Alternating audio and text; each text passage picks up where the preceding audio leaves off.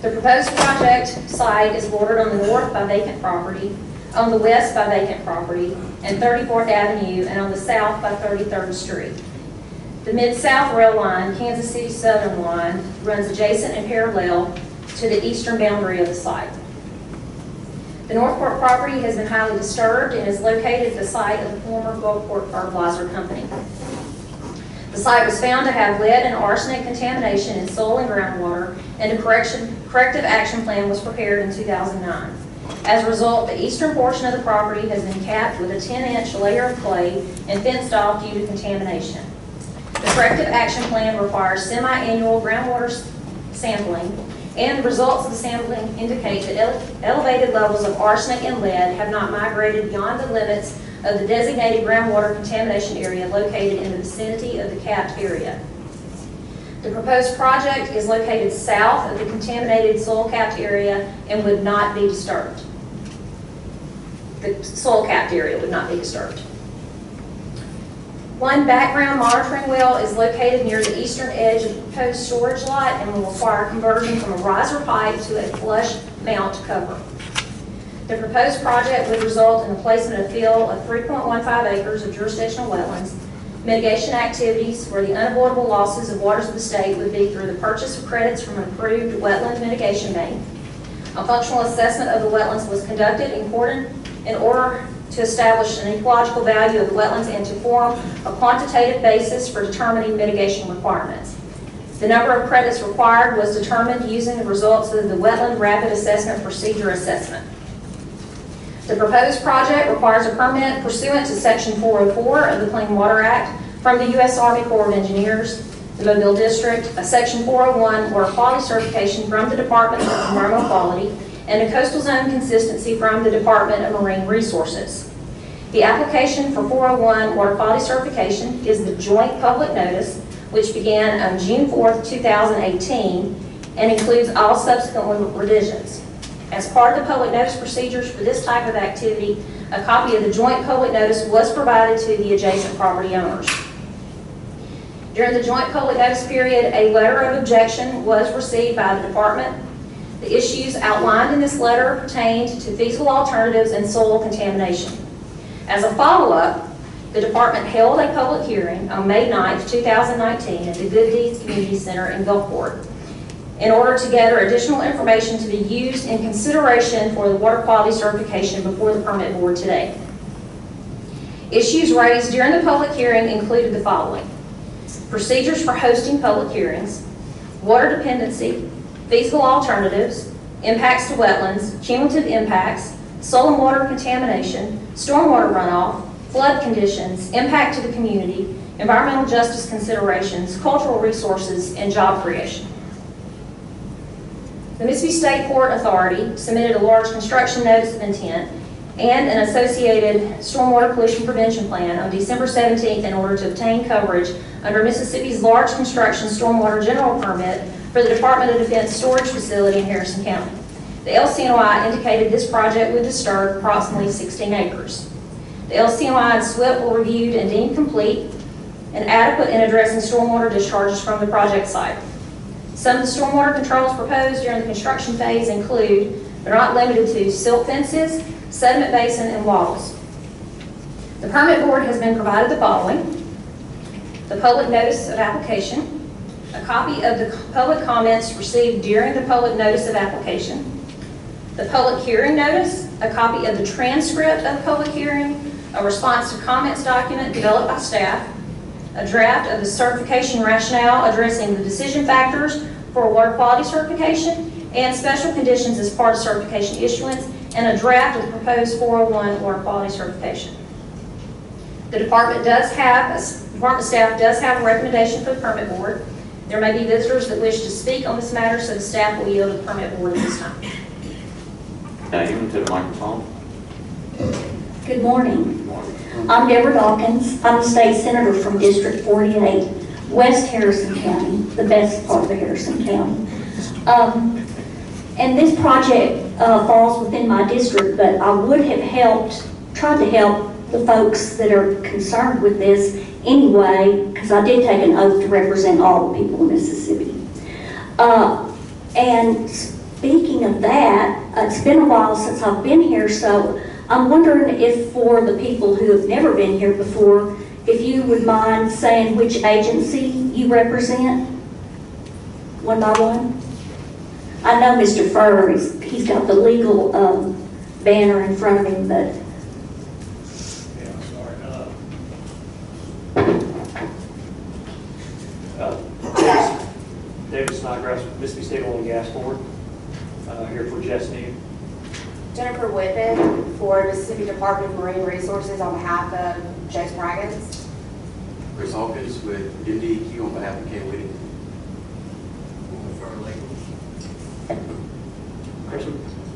Chris McDonald, Mississippi Department of Agriculture and Commerce, representing Commissioner Andy Gibson. Les Erickson for the State Department of Health, representing Dr. Thomas Dobbs. Dennis Rickey, Mississippi Department of Wildlife, Fisheries and Parks, representing Executive Director Dr. Sam Polis. David Dockery with MDEQ, Office of Geology. Now, do we have a representative here from the Department of Health? Or did they? Oh, I'm sorry. Okay, thank you very much for being willing to hear the opposition to this report that you've received. I can't imagine that you would read the whole transcript of public comments. I was there on May the 9th. I can't imagine that you would read that and not know what environmental justice is. But what we see here is environmental injustice. The area, I don't know if I made this clear enough in my comments on May the 9th, but the area that we're talking about in North Gulfport is a historical area. The folks that live in that area, they didn't, historically they didn't come there because they wanted to be there. That was the area where African American people were designated. It wasn't near the beach. It wasn't, near where the big houses were. So these folks have got memories there. The Turkey Creek they baptized their kids, and older people. They swam in it, they fished in it, and now a lot of that's not possible, but the cumulative impact is what concerns us the most, and the environmental justice impact. The water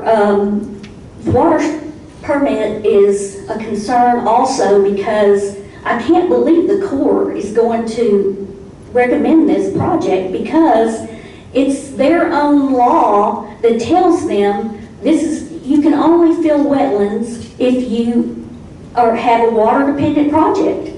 And that's not a law that I made, but it's a good one until they change it. And this is not a water-dependent project.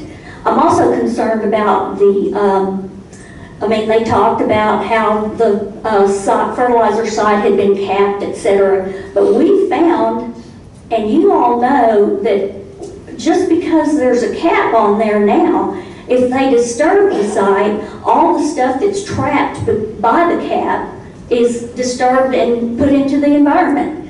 And I think another thing that hasn't been discussed enough is our potential for hurricanes. You just never know when it's going to happen. And the port, although we all love the port and they bring good jobs to our community, and we're not opposed to something that the port ordinarily wants to do, but this is a bad project in a bad place. There's many alternatives. One of them is, keeping stuff on the grounds at the port. And the other one is they can just move it somewhere else. Now they do, have this property, they own it. But I heard the staff explaining that they contacted all the surrounding landowners, but just contacting them doesn't, give you enough information. been strongly opposed to it, and for a lot of reasons, but one reason is a lot of these folks are senior citizens, and a lot of which you all will be someday too. I think I'm getting there too. So they're senior citizens that own their homes. They're nice homes. They may not be worth, you know, $100,000, or maybe that some of them are, but they're reasonably priced for people on a fixed income. They're paid for. They know what they're got to do every month.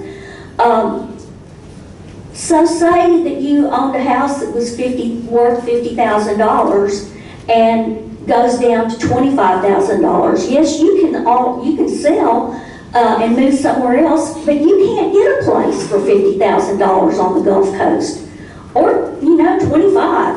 So it's a lot of people who are hemmed in because the port has made this arbitrary decision to use this property because it would be available to them. But I argue that it is, just because it's available, it's not a good idea. And I'm surprised that staff would recommend it. Thank you. Thank you, Senator. My name is Glenn Cobb, and I'm from Gulfport, and I live in the neighborhood that Senator Dawkins was talking about. I am about a half a mile from the project. One of the things that I heard is that the property had been cleared of lead, arsenic, and other radioactive materials and had been capped. I have visited the site on a number of occasions. Number one, it's not fenced in. You can just walk in anytime that you'd like. There is a holding pool that the runoff is catching surrounding the property, which is not good because it's not secure. And I'd just like to talk about a little bit about developing the wetlands that's there. We flood, even though it's a downpour of about 15 to 20 minutes, our area floods. When we have a downpour of an hour or so, it's very difficult to go up and down the streets that's in that neighborhood. And one of the things that will happen if you develop that, then we're going to have more flooding. We're going to have the runoff of the lead, the arsenic, radioactive materials that's coming from that project. And I am opposed, and many of the people who cannot get here, who Senator Dawkins talked about the senior citizens who are unable to get here today, are in opposition to it as well.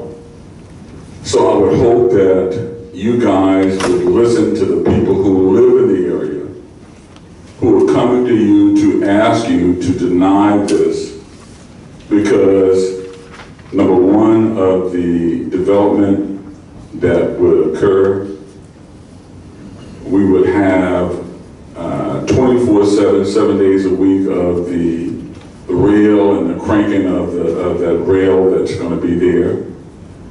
We will endure the truck traffic that's going to be coming in on a regular basis, 24/7, 7 days a week. And this is a community that is set. The seniors, most of the senior citizens that live in the area and families that live in the area can't move to go to any place else. So I would hope that you would listen to the people who live in the area, who some of them are here, and we feel very strongly that this is not a good project. And we would hope that you would listen to us, the people who live in the area, who are against this project, and we're here to say that we're in opposition of it. We hope that you would take this in consideration. We have young people who live there, who live and track that area on a regular basis every day. We have families that live in the area who can't move, and we have senior citizens who live in the area who don't want to move or can't move. So once again, we would hope that you would listen to us, take the opposition that we have, and make your decision accordingly. Thank you so much for hearing me. Thank you for those comments. Good morning. Good morning. I want to thank you first of all for using your discretion to allow the voices of the taxpayers of our state to be heard on issues that concern us greatly, because they affect our communities and our health and our welfare. It's a tremendous disservice and a breach of our rights and an abuse of your authority when you decide issues without letting us have some input. So I'm thankful that you are not doing that you are giving us an opportunity to express our concerns. Let me say that as Mississippians, we don't relish being the poorest state in the nation. And we don't like being at the top of the list of everything that's bad and at the bottom of the list of everything that's good. It's really embarrassing. We know we need a thriving economy in this state, and we support those efforts. But we don't want you to risk our health and our welfare for economic gain for this state, for it would be of no use. If we lose our health, then what difference does it make of the economic gain? It can't help us. So, you see, I'm hopeful that you're not ready to permit any and everything that comes before you, as long as the paperwork is in order. And I've heard all the paperwork from this court. I live down there. This thing was on the port before Hurricane Katrina. And after Hurricane Katrina, now we're going to move it in a neighborhood that's going to affect a lot of people. Bring trucks back and forth 2 miles from this new port to the port. But I mean, what's the sense of that? But unfortunately, most of the permitting of toxic dumping is disproportionately done in low-income areas, which are populated mostly by people of color. This inland port proposal is a perfect example of unnecessary dumping on the contaminated property in a predominantly minority community. And there are several other alternatives to that. We have a industrial seaway where, I mean, the name says industrial seaway, so it seems to me that'd be the place where industry would be, not in our communities. There are other alternative locations, but the port has chosen the location of the least resistance and what all of you apparently consider, or hopefully you don't, let me get that straight. Hopefully you don't, of the most expendable community. Seems that's what the people who want to put this facility is saying. That this is the least expendable community. We can put it there. It won't matter. It will matter. It will matter to us. It will matter to our children. It will matter for our health. It will matter.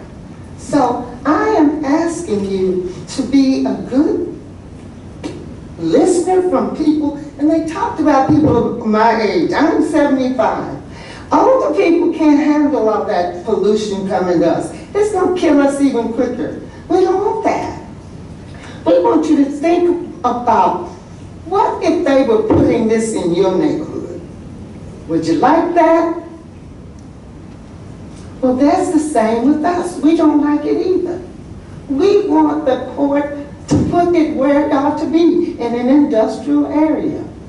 And why are you going to contaminate or give older people, children, and all of us problems with our health when you don't need to? We're asking you to please take into consideration that there are other places for them to put this. Our children are going to be out there, older people are going to be out there, and you're going to have trucks running up and down all over the place all the time. Does this seem fair? Would you want it to be in your neighborhood? And I'm asking you to think about it. Think about it. Care a little about each other. That's what we're supposed to do. We're supposed to care about each other. Don't let them put this in my neighborhood, in our neighborhood. It doesn't belong in a neighborhood. It belongs in an industrial seaway. That's where it really belongs. The people in this community have been there for years and years. And as they stated earlier, the houses, you can't buy a house for what they would probably get for their homes now. It's impossible. Houses are out, shooting out the roofs, and our incomes are down here. But the prices of houses are up there. So we're asking you to consider the fact that we need you to think about us, the kind of life you would want your families to have is the kind of life that we want for us and our families. And we thank you. Please don't let them make this a industrial dumping spot in our in our areas. Churches, there's a church right catty corner from there where people are going to be coming every Sunday to church. Churches and residents are asking you to please deny this permit. Think about the community. Think about our children. All of our children are important. All of our communities are important. Please, please think about this. I thank you. Thank you, ma'am. Would you please state your name for the record? I'm Into the sorry. microphone. I'm sorry. Ruth Story. I'll try to do that. All right. Please state your name for the record. My name is John Johnson. I live in the community that is affected by this decision, potential decisions that you will make. We have some other members that came up from Gulfport, drove 150 miles or so this morning just to be here, just to be in opposition of what you're considering to do. And looking at the area that's, that the port want to put this inland port, they have three options. They can leave it at the port, they can put it at the Navy base, or they can put it out in the sea beach where they own other properties. This particular area, what we are talking about in question today, it has environmental issues, such as arsenic, lead, and radioactive material, as well as monitoring. Anytime you start working on soil, disturbing the soil, by drilling a tap in or whatever you're doing to it, it causes migrations of the chemicals that's in the ground. And so I'm going to be brief and ask you, please consider denying this request that is presented for you today. I don't want to take up much of your time, but not do what you asked me to do this morning. But we have other members here from our community that's here this morning, and most of them are senior citizens. And it's in our neighborhood. I live in the neighborhood as well. Thank you for your comments and your attendance today. How many others do we have that wishes to speak on this matter? Just a show of hands. I would just like to say one thing. Speak up to the microphone. Step up to the microphone, please. State your name. My name is Laddie Groves, and I live in this area too. And I just like for everybody that came to support this to stand. We have some more people here,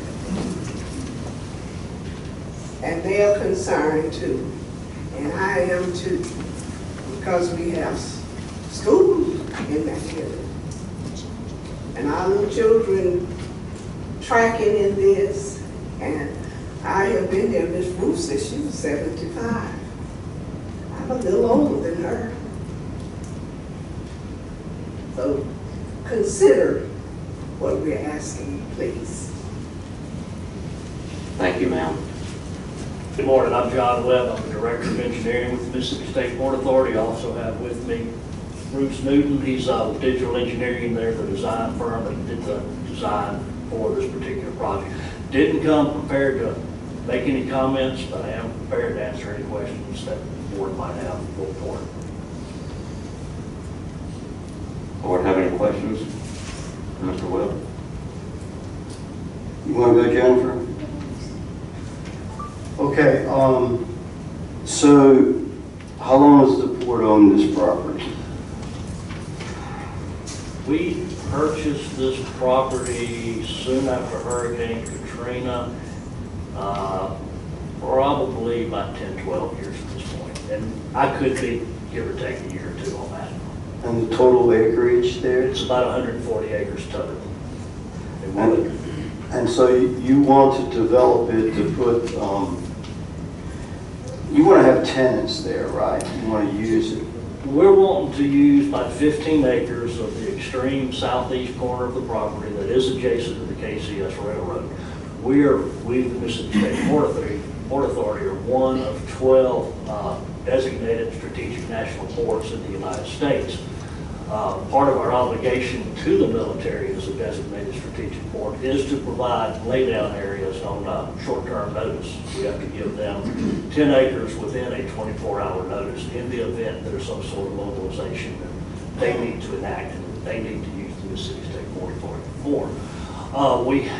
The port itself is about, the Deepwater Port itself is about 264 acres.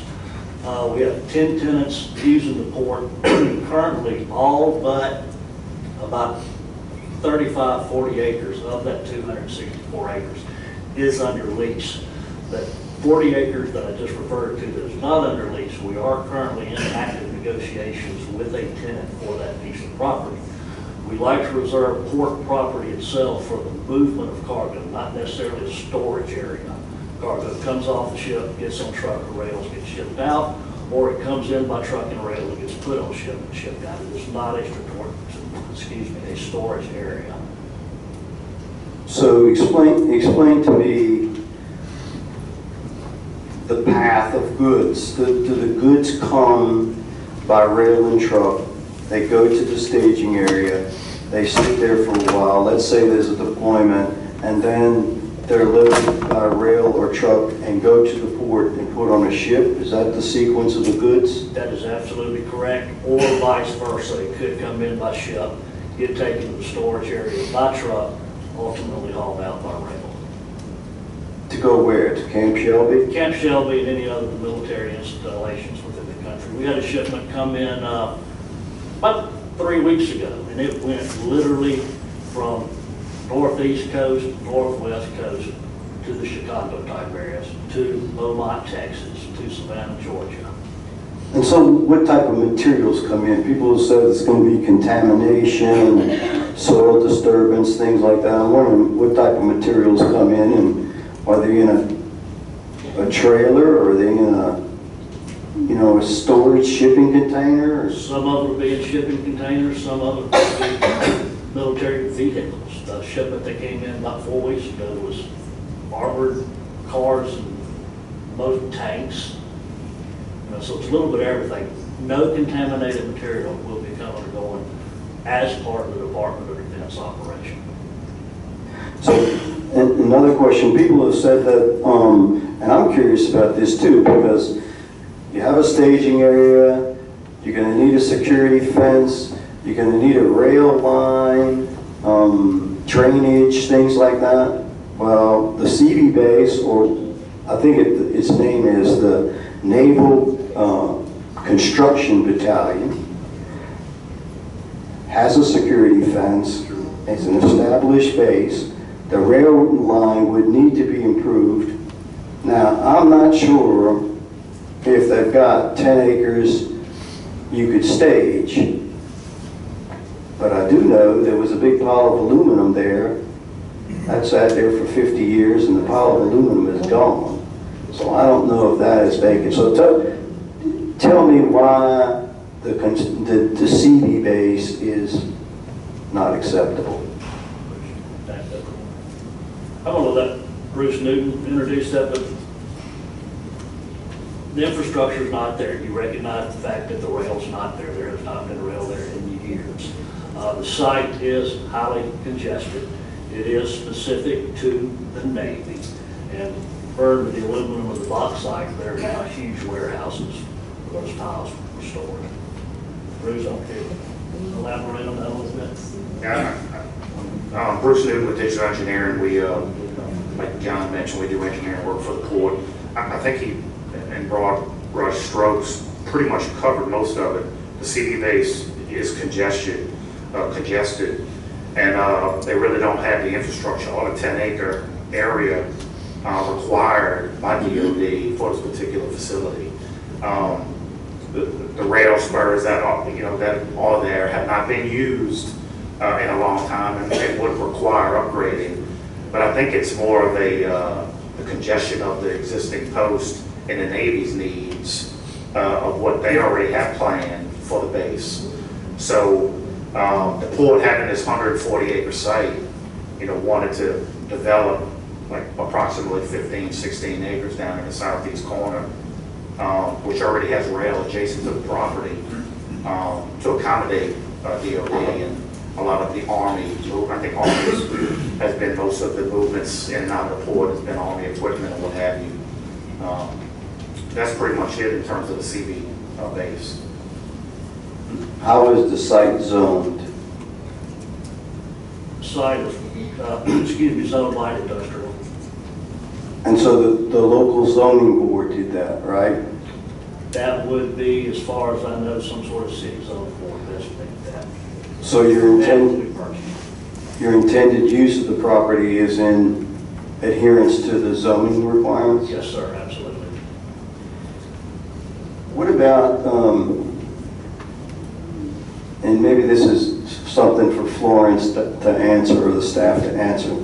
People mention water dependency and that the Corps says that you cannot destroy wetlands unless the project is water dependent. I will defer. Just to clarify, yes, there was a comment about water dependency. First off, I want to stress that this is not the Corps. What the matter before you today is the water quality certification, which the Corps would get a copy of that and it would become part of the Corps' permit. The Corps has additional permitting requirements that they have outside of the 401 regulations that they have to address. So as far as the concerns about how the Corps has done that, those things would need to be taken up with the Corps. We're here to talk about what the issues are around the 401 water quality certification and regulations that govern that. In regards to the comment about water dependency, the thing to remember to know about water dependency with 404 permit applications are that if it's a water dependent activity, then it absolutely has to be in those areas. If it's non-water dependent, there's an assumption made that there is an alternative that exists that would either avoid or minimize the impacts to waters of the U.S. When speaking of water dependency and a non-water dependent activity, that's where the Corps gets into their 404B1 guidelines that outline all of the alternatives and all of the other impacts that are associated with that project. So when you have non-water dependent activities, that's when the 404B1 guidelines come into play. MDEQ is not responsible for the 404B1 guidelines. That is the Corps' regulations to enforce, not DEQ's. So you're saying the water dependency issue is going to come later? The water dependency issue is determined by the Corps of Engineers, not MDEQ. Have they determined it yet? Yes. And what have they determined? Well, obviously it's non-water dependent, so therefore there was alternatives that they had to address in their permit application. But I cannot speak to the core of where they are with their permit review. The only thing that I can speak to is what MDEQ has received and where we are in our permit review. Well, my question is for the Corps then. If it's not water dependent, why are we messing with 3 acres of wetlands? Well, your agency also got a copy of that public notice, and I don't know what your agency had to say about that, but I will say that that is a question, yes, for the Corps whenever it deals with water dependency. They make that determination, not MDEQ. So it's possible that the site could be developed without messing with the 3 acres of wetlands? If they can demonstrate that, but the applicant did provide to us as far as what they have looked at for alternatives, and we are comfortable making the recommendation that we're making. But it is up to the permit board to make that decision, not DEQ staff. I understand. Thank you. My question's for Jennifer then.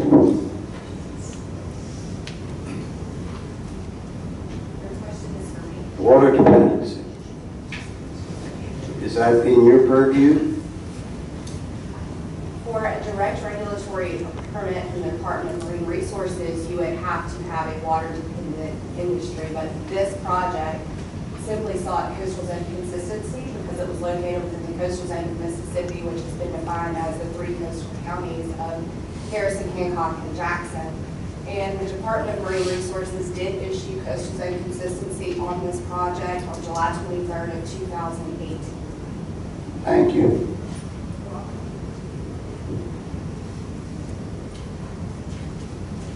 So my other question is about this well modification. Can you explain that to me? What's the purpose of it? Is it a monitoring well? Is it an old abandoned well? We have someone here from the Groundwater Assessment Remediation Division. They may be able to answer that question a little bit better than I can, but I'll attempt unless one of them wants to step forward. Florence. Yes. Can you have them come and explain? I would much rather they did step up and do that, absolutely. My understanding is it's already been capped, there's deed restrictions, the contamination is under the cap zone, it will not be disturbed. Correct. The construction that is proposed by the port is not in the area where the contamination is. It is not in the area where the cap is. And the drainage from this site, once it's constructed, will be directed away from that cap. So there's no anticipated disturbance to the cap where that contamination is. There's no disturbance expected whatsoever. Now, the monitoring well that is out there is a groundwater monitoring well that they've had in place for several years now, and the change to that is just to change the cover, essentially, that's on the well. It's going to be a flush mount cover to keep it from getting broken, to protect it. And there's still going to be a monitoring? Absolutely. It will still be continued to be monitored. It's a matter of making sure that there's better protection over the groundwater well. And the groundwater results thus far? I would rather Guard answer that question. But I would like to note that in the environmental assessment that was submitted with the application to our department, the court does acknowledge that they will drain the site so that all the stored water from the storage area will drain south to the unnamed tributary to Turkey Creek, and that they will not be going over the area that has been capped. So none of the water drainage will go back over that capped area since their construction is to the south. And I'll just add real quick, back to what Florence mentioned, we are not touching the capped area. The capped area was completed, the remediation plan was completed several years ago, about 5-6 years ago, as part of an approved corrective action plan. There is a series of monitoring wells that surrounds the capped area. Those monitoring wells are sampled annually, and over the last several years it has shown that the contamination within the groundwater underneath the cap is not migrating. It's my understanding we have one more series of tests to go through. If those tests are consistent with previous tests and continue to show that there is no migration occurring, it's my understanding we'll receive a letter from the DEQ of no further actions required. We have completed what we said we were going to do. Can you touch on that? The community has a big concern about the contamination and their children, and if DEQ could just come and, give a brief history of the site and where the state of the site is now. OPC, cars. Please state your name and position. Jay Liu, engineering and training with the Groundwater Assessment and Remediation Division. The site is currently under triennial monitoring basis.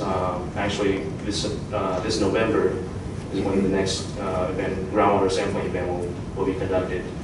Earlier, you mentioned that there's one groundwater monitoring well that will be converted from a riser pipe to a flush mount.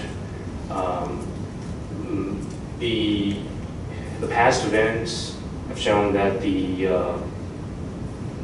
level of contamination at that particular well has been below our target remediation goals. So, yeah. Have any questions?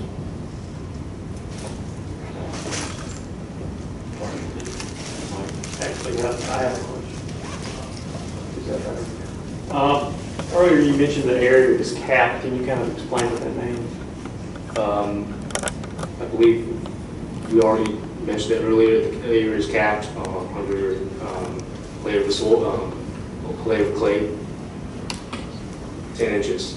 10 inches. I mean, the reason I ask is because the senator brought up something about hurricane winds and stuff. And we had hurricane like activity last year, I believe. Was there any noticeable difference from? No, not that I know of. Okay, so the hurricane issue is a non-issue with.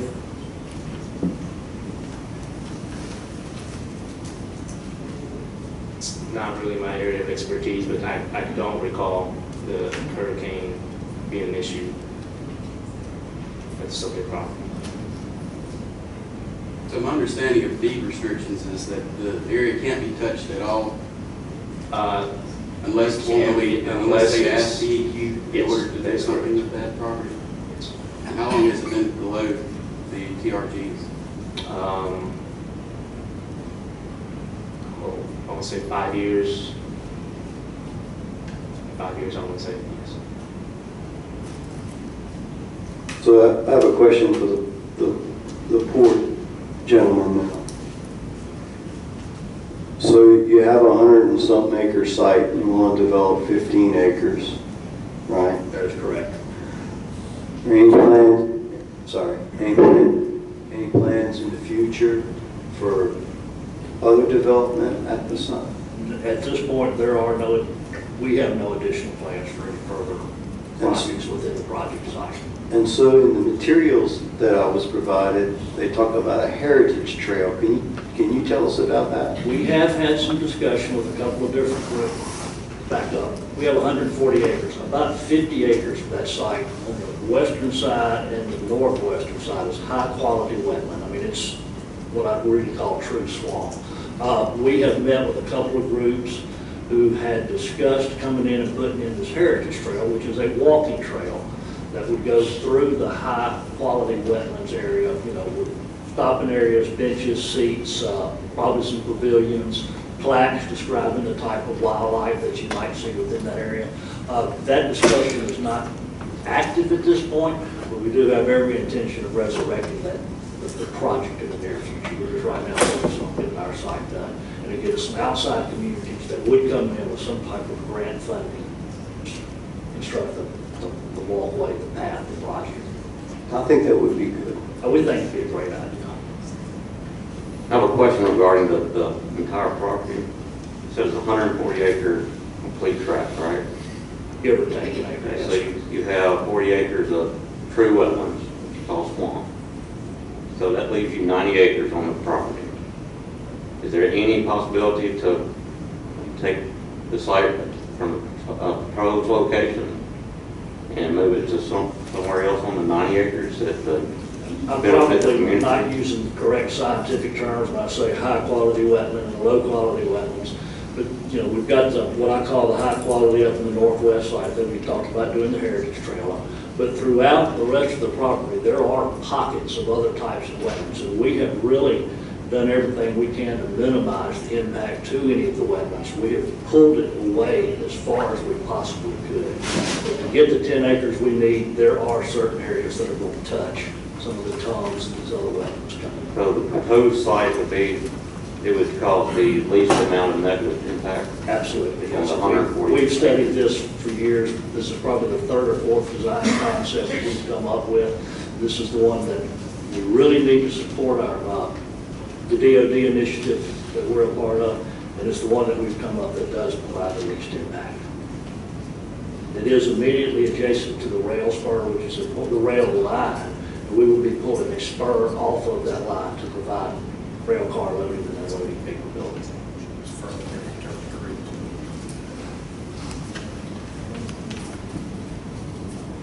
Any other questions or comments for the Port Authority? I just have one more, and I think this is probably more directed to DEQ staff. Does this project meet the requirement, or does it require an environmental justice study be done? And if not, why so? First off, I would state that the Corps, as far as the federal permitting agency, as far as this is concerned for environmental justice, relates to that. However, we did coordinate this project with our Office of Community Engagement and did get a recommendation from them. Their recommendation was to hold a public hearing and a public information session to allow the community the opportunity to ask the Port questions, see what the project was, and to have a hearing to get their comments and to address those comments.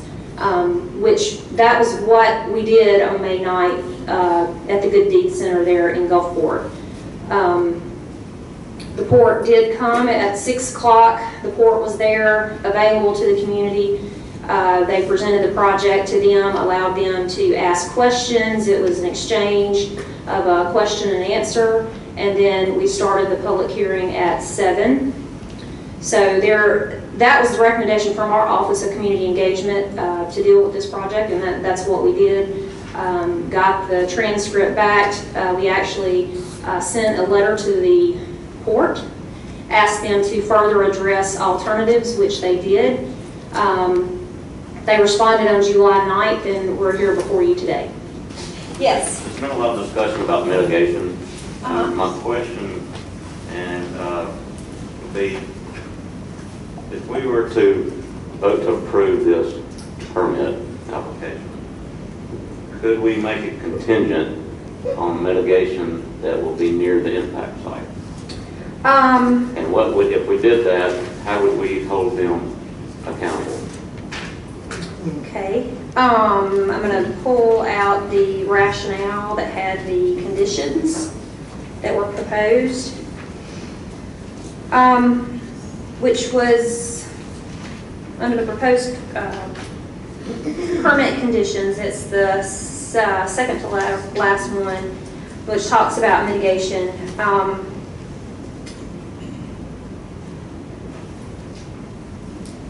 I would have to look on the Corps' site to see. They have a rivets which tracks where they have available credits.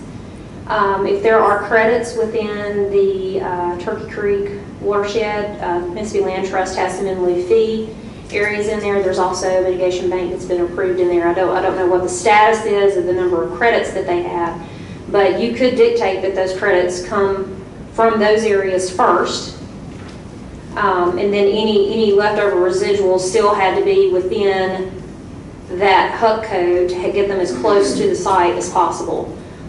We could word that condition to make that happen. In the past, we have done this with other projects that have come before the board. We have said that the mitigation has to occur within the Turkey Creek watershed, and that if they have to go outside of the watershed of Turkey Creek itself, then they have to provide us with justification as to why that was not feasible.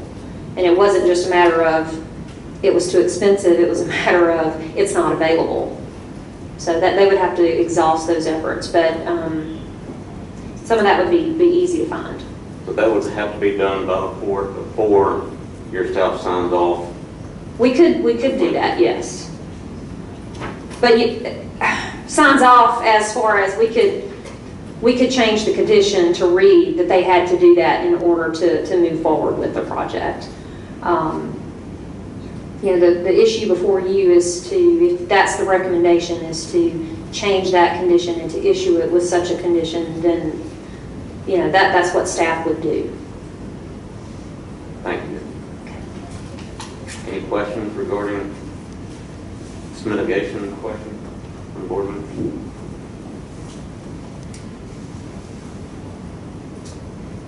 Ms. Bass, do we have a staff recommendation? Yes.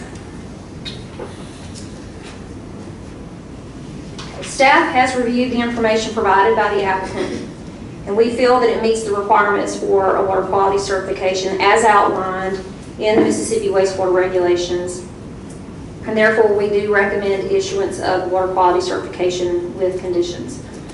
We also have a second recommendation, is that this application, the LCNY SWIP submitted, does meet the requirements of the large construction stormwater general permit, and we also recommend issuance of that general permit coverage.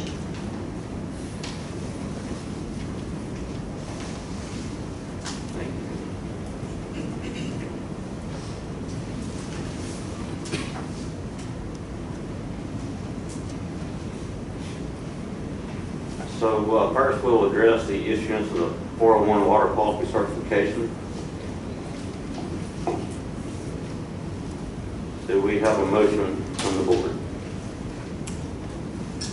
I moved that the DEQ only issue the water quality certification after it receives proof that the applicant has, number one, got the required amount of mitigation from an approved mitigation bank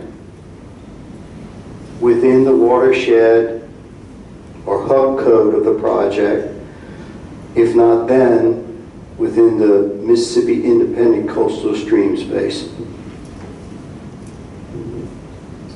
Do we have a second for that motion? Ms. Rickey, I don't know that that is possible, because in order for the Corps of Engineers to issue their permit, they have to have a permit from the Corps to obtain mitigation credits, and they have to have water quality certification to get a permit from the Corps.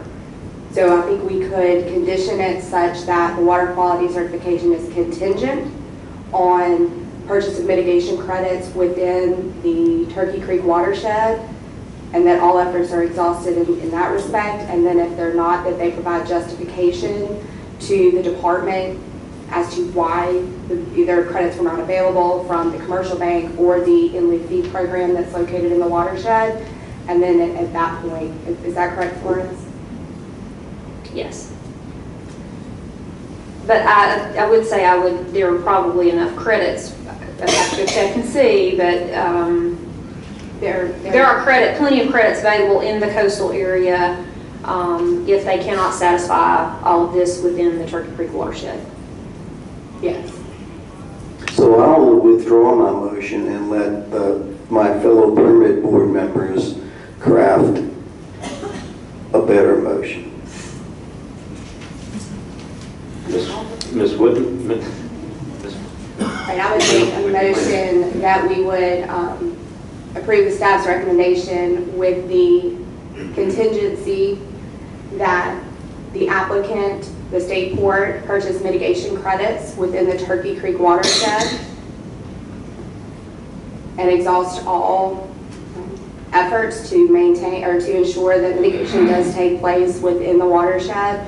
And if mitigation cannot be completed within the watershed, that they submit written justification to the department explaining why. And then they would be able to move on to the coastal area and any of the other commercial banks or in lieu fee programs within the 8-digit hub of the Turkey Creek watershed. Any discussion on that motion? Is that clear to? I think we need a second first. I second. So we have a second. Any other discussion? Florence, is that clear to staff? Yes, I quickly jotted down notes to make sure that I think we have that worded correctly, but we may want to share that with legal, just to make sure that we have that written just as it was asked by the permit board. Don't we tape these things, these meetings? Yes. Refer to the tape. Okay, so we have a second. Any further discussion? All in favor say aye. Aye. All opposed say nay. Motion is passed. Okay, do you want to take on the large construction? The large construction. I'm sorry. All right, so now we'll move on to the issuance of the construction stormwater coverage.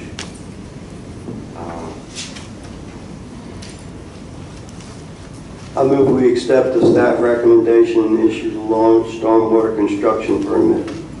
Have a second. Second. Any discussion? All in favor say aye. Aye. All opposed say nay.